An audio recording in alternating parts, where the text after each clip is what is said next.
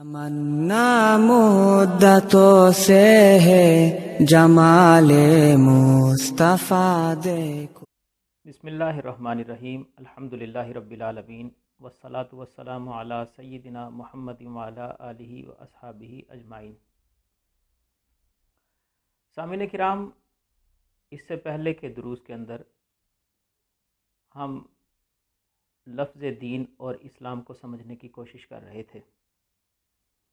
اس حوالے سے ہم نے جس چیز کو معیار بنایا تھا وہ حدیث جبرائیل تھی۔ آج کے دور میں اگر آپ کسی سے سوال کریں تو اس بات کا امکان ہے کہ اس سوال کا جواب ہمیں مبہم یا بعض اوقات غلط بھی ملے۔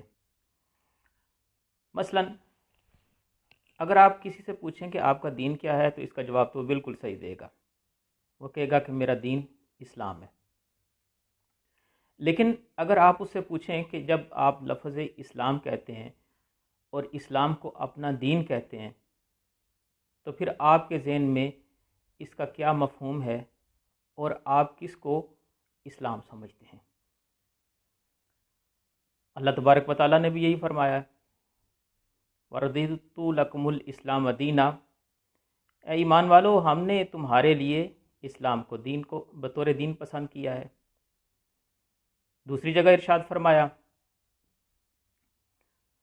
ادخلوا فی السلم کافہ، اسلام میں پورے کے پورے داخل ہو جاؤ۔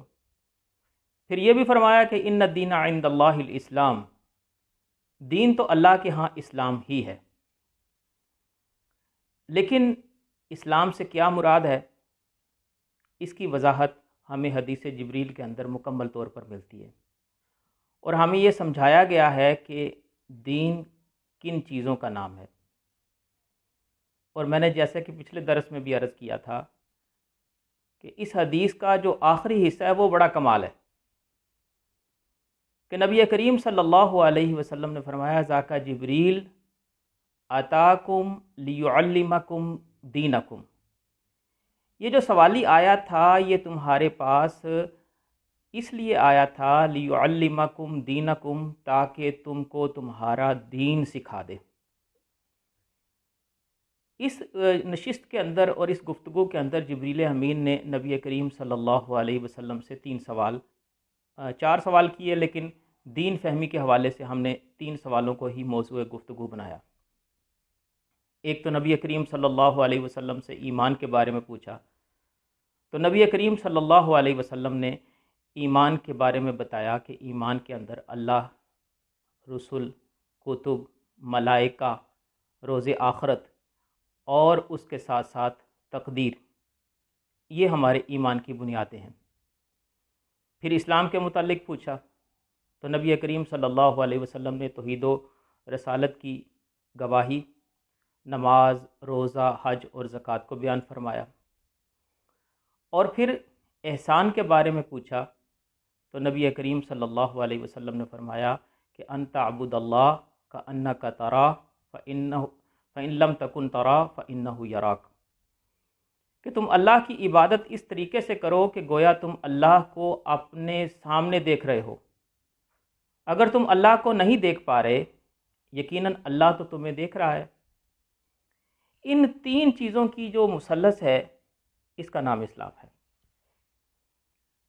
اس اسلام کا جو درخت ہے اس کا بیج ایمان ہے، اور اس ایمان کے بیج پر ہمارا اسلام کا درخت کھڑا ہوتا ہے۔ اب جیسا ہمارا بیج ہوتا ہے، جیسا ہمارا درخت ہوتا ہے، ویسے ہی اس درخت کے اوپر ہماری احسان کی پیداوار اور پھل لگتا ہے۔ ایمان کا بیج اچھا ہوگا تو اسلام کا درخت اچھا ہوگا، ایمان کا بیج اچھا ہوگا، اسلام کا درخت بھی اچھا ہوگا، تو پھر احسان کا پھل بھی بہت مزیدار ہوگا۔ ان 3 چیزوں کو ہمیشہ پیش نظر رکھیے اور اپنے دینی مطالعہ کی بنیاد انہی 3 چیزوں کے اوپر رکھیں۔ اس میں کوئی دوسری رائے نہیں ہے کہ کتاب اللہ قرآن مجید اور سنت رسول صلی اللہ علیہ وسلم، یہی ان تین چیزوں کے لیے ہماری ہادی اور رہنما ہے۔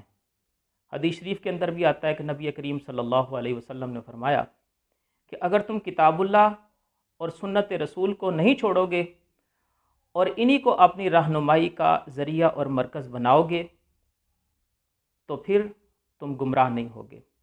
لہٰذا ان تینوں شعبوں کا مطالعہ کرتے وقت، ایمان کا مطالعہ کرتے وقت، اسلام کا مطالعہ کرتے وقت اور احسان کا مطالعہ کرتے وقت ہمارے پیش نظر یہی دو بنیادی مرکز قرآن مجید اور نبی کریم صلی اللہ علیہ وسلم کی سنت ہونی چاہیے۔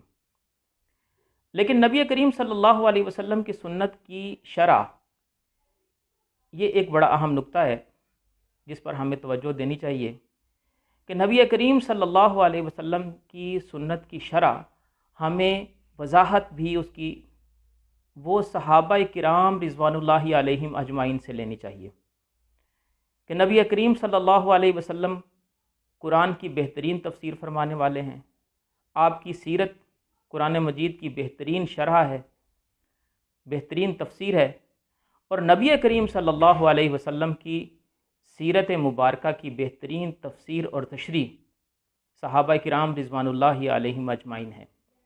لہٰذا اس تین نکاتی پروگرام کو سمجھنے کے لیے ہمیں سب سے پہلے کتاب اللہ کی طرف رجوع کرنا چاہیے۔ کتاب اللہ کے بعد ہمارا دوسرا مصدر اور دوسرا معلومات کا ذریعہ رسول اللہ صلی اللہ علیہ وسلم کی ذات گرامی ہے، آپ کی احادیث مبارکہ، آپ کی سیرت مبارکہ، اور پھر نبی کریم صلی اللہ علیہ وسلم کی سیرت مبارکہ میں جہاں ہمیں ابہام پیدا ہو، ہمیں بات کی سمجھ نہ آئے، تو ہمیں اصحاب محمد صلی اللہ علیہ وسلم ورضی اللہ عنہم، ہمیں ان کی طرف رجوع کرنا پڑے گا۔ ہمیں صحابہ سے پوچھنا پڑے گا کہ نبی کریم صلی اللہ علیہ وسلم کے اس عمل مبارک کا کیا مطلب ہے۔ سامعین کرام، ہم نے یہ طے کر لیا کہ ان تین چیزوں کا مطالعہ کیا جائے گا، ایمان کا، اسلام کا اور احسان کا، لیکن معیار کتاب اللہ، رسول اللہ صلی اللہ علیہ وسلم اور صحابہ کرام رضوان اللہ علیہم اجمعین ہوں گے۔ ہمارے آنے والے دروس کے اندر انشاءاللہ العزیز ہم جزوی طور پر ان تینوں شعبوں کا مختصر مطالعہ کریں گے، اور ہم دیکھیں گے کہ ایمان کیا ہے، نبی کریم صلی اللہ علیہ وسلم نے کیا بتایا ہے، صحابہ نے کیا سمجھا ہے۔ یہ ہمارے آنے والے موضوعات ہوں گے، اور ہم اس کے ساتھ ساتھ اس بات کا بھی جائزہ لیں گے کہ اصحاب محمد صلی اللہ علیہ وسلم ورضی اللہ عنہم، ان لوگوں نے کیسا اپنا ایمان بنایا اور کن کن طریقوں کو اختیار کیا۔ یہ چیز ہمارا آئندہ موضوع گفتگو ہوگی۔ اللہ تبارک و تعالیٰ سے میں آپ کے لیے اور اپنے لیے عمل کا دعا گو ہوں۔ الحمدللہ رب العالمین والصلاة والسلام علی سیدنا محمد وعلی آلہ وصحبہ اجمعین۔ اللہم ربنا آتنا فی الدنیا حسنۃ وفی الآخرۃ حسنۃ وقنا عذاب النار۔ اللہم انا نعوذ بک من زوال نعمتک وتحول عافیتک وفجاءۃ نقمتک وجمیع سخطک۔ اللہم انا نعوذ بک من جہد البلاء ودرک الشقاء وسوء القضاء وشماتۃ الاعداء۔ الہ العالمین، دنیا بھر کے اندر ہمارے عزیز و اقارب، ہمارے محسنین، ہمارے عزیز و اقارب اور محبین جہاں جہاں بھی دنیا کے اندر ہمارے اس درس کو سن رہے ہیں، اللہ پاک ان کو اس کی بہترین جزا عطا فرما۔ اے اللہ، دنیا کے اندر یہ جو وبا آئی ہے، اللہ پاک سب کو شفائے کاملہ عاجلہ مستمرہ نصیب فرما۔ اے اللہ، سننے والوں کی تمام جائز حاجات کو قبول و منظور فرما۔ اے اللہ، اس درس کو اپنے ہاں قبولیت کا ذریعہ بنا۔ اللہم ربنا تقبل منا انکا انت السمیع العلیم وتب علینا انکا انت التواب الرحیم، وصلی اللہ تعالی علی النبی محمد وعلی آلہ واصحابہ اجمعین برحمتک یا ارحم الراحمین۔